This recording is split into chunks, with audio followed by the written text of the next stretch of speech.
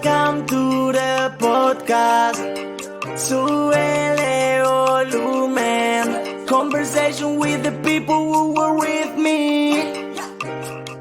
In the World TV. Carlos Tonight. Historias de un reportero. Carlos Tonight. Dale que viene lo bueno. Hey everybody, bienvenidos and welcome to Carlos Tonight. Thank you so much for watching and of course for listening on your favorite podcast platform. Before we get things started, I want to invite you to check out my website. That's carlostonight.com. There you can find the latest information on the podcast, the upcoming guests, and check out past episodes. That's carlostonight.com.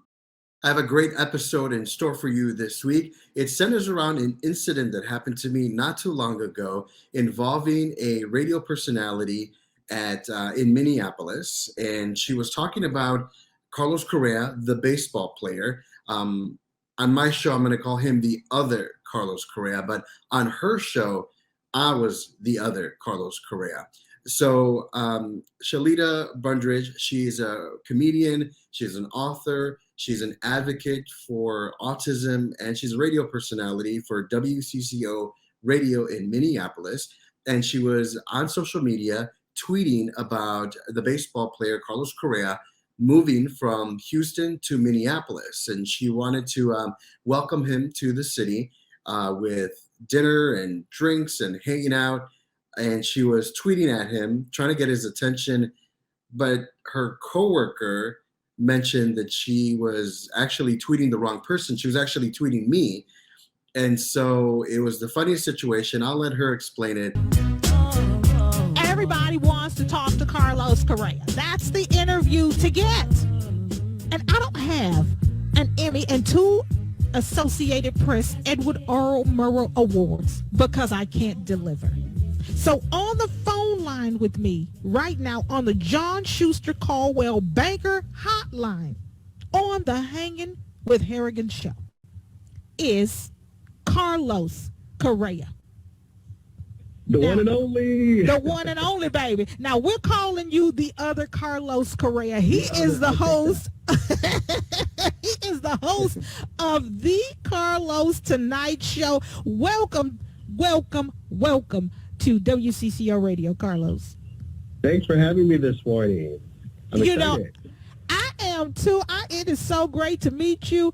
This is the funniest story ever. So Carlos Correa is coming to Minnesota from Houston. I came to Minnesota from Houston. I figured I'd give him a great Minnesota welcome, tagged him on social media. So I thought until one of my coworkers told me that I had tagged you. When you got on Twitter and realized you had 5,100 mentions, tags, and posts, what was your first reaction? Well, I was on my way to Cottage Grove with some Colombian food because I'm Colombian. And I was looking forward to that Texas barbecue and hanging out with you. And then my heart sank when I got this tweet saying, oops, I got the wrong guy. But it was the funniest thing I've ever read and experienced. For sure. And my coworkers, Chad Hartman and Chris Tubbs and Adam Carter, could not wait to rip me. It was like, I can't wait till this other Carlos Correa shows up at your house. You've offered your home and your love and affection. I bet I had it made. You know what? I turned off my notifications back in 2012. And then again in 2017, and I didn't know until I got an email from you guys. But you missed out on all the fun. Now, why would you turn off your notifications? No, but I went back and I read them all for sure. But yeah, when Carlos Correa got into the other, when he got onto the scene, my social media started blowing up. I was getting all good and bad messages from my account, and I just thought it was the funniest thing. My Facebook page, went up to like 300, 400 likes, and I was like, in addition to what I had. Wait until they realize that it's not me, the baseball player.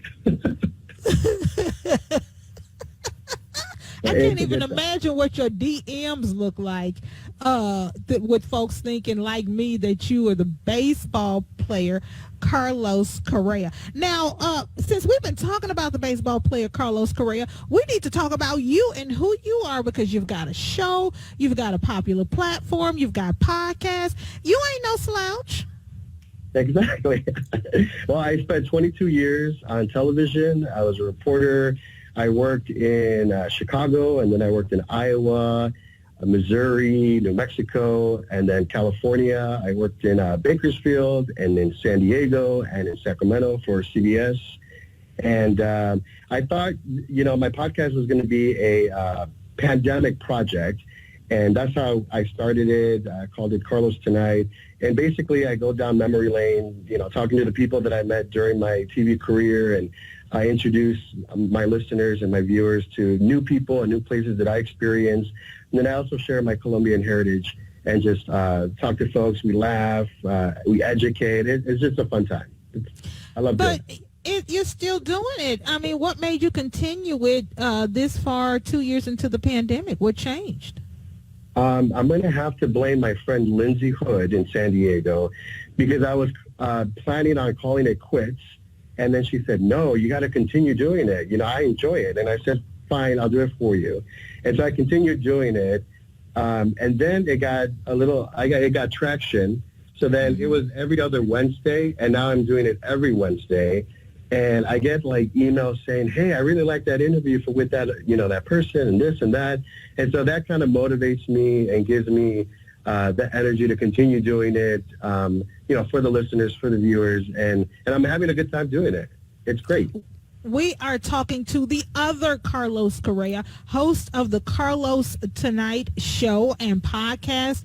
And, I have to agree with your friends and the people who enjoy your show. Once I accidentally tagged you thinking you were the baseball player and, offered my undying love, my home, and had my children ready to call you daddy, and realized that you were not the baseball player with the $100+ million salary on the line. If he can clear this physical, I was a little embarrassed. But I was like, well, let me go check out who this guy is. And that's when I saw the podcast and I started listening and watching, and I just loved it. And, the thing about this podcast, and I have a podcast as well, Carlos, is that, it's an equalizer. For so long, voices like ours, your Colombian heritage, my African ancestry, my Creole background, we did not have the voice and the opportunity to share our experiences and tell our family stories in mainstream media. And I just find that these podcasts are such a great way to equalize and level the playing field. And we can reach, hundreds, thousands of people and share our stories and give our voices an opportunity to be heard. All over the world. Yeah. What's been the most fun for you having that podcast, having this platform, and being able to speak to people, with people, and for people? As a television reporter, I was able to meet different people every single day and tell stories, and I'm continuing to do that in a different way. So my enjoyment is, hearing people out and learning from their experiences, and then sharing that with other people. I think is just awesome. By the way, you can tell your kids they have a Colombian poppy here in Dallas. So, baby, okay, because I'm telling you, I was ready to give up the ghost. I told my ex-husband, don't come over here, because Carlos Correa has been tagged, and he may call me, and I'll let you know if you are welcome. But then I realized that I had tagged. Wait until my mom reads the tweets. Oh, Lord Jesus, don't let your mama read the tweets. Let me go fix them first. Hold on. I don't think Twitter has an edit button. Dang it. Send your mama to Facebook. Let me fix the Twitter tweets, because I don't want your mama to think bad about me. Now, you are going to have to get up to Minnesota to take in a baseball game. You can't be Carlos Correa and not come to a Twins game at this point. Absolutely. You know what? About a few years ago, I was a finalist for a job in Houston, and the guy there was like, wow, wouldn't it be great to have two Carlos Correas in the same market? And I'm like, that would be great. Of course, it didn't work out, but I look forward to it. Well, it Finally was. meeting face. Oh my God. It was so great chatting with you. Thank you for playing along and having fun with us and for being on Hanging with Harrigan. And again, now look, this is not a joke. The offer still stands. You are more than welcome to come to Minnesota, take in a Twins game once they get back home from spring training. And I would just love to host you, and we can get in this kitchen and cook up some Creole and Colombian cuisine and eat and get Let's fat do and drink it. Grey Duck vodka, go to the game and have us a good old time. Absolutely. Listening to music, dancing. I'm for it. Let's do it. Let's do it, baby. By the way, Carlos Correa. congratulations on Woman of the Year. Yeah, baby. Okay, let me give you a minute to say that again. I'm sorry, I was about to cut you off. You can go ahead and say that again. I wanted to congratulate you for being Woman of the Year. It is awesome. Congratulations. Well deserved.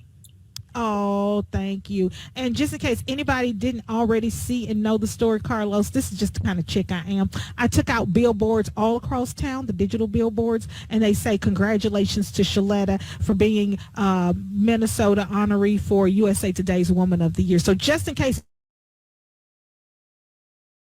people didn't already see the article in USA Today, hear me talk about it, post about it endlessly. Now we've got billboards all over town with my picture on it, because that's just the kind of chick I am. Hey, the door's open if you ever want to be on my show, Carlos Tonight.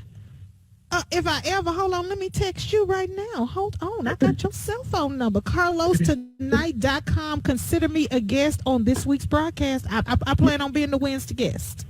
Thank you so much. All right, buddy, we'll talk soon. All right, you have a good one. So that's a wrap. Thanks so much for listening and for watching this episode.